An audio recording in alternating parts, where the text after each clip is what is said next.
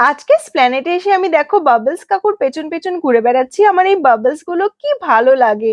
রাস্তায় দেখতে পেলাম রং বেরঙের মকটেলের দোকান, আর এই মকটেল খেতে আমার তো বেশ ভাল লাগে।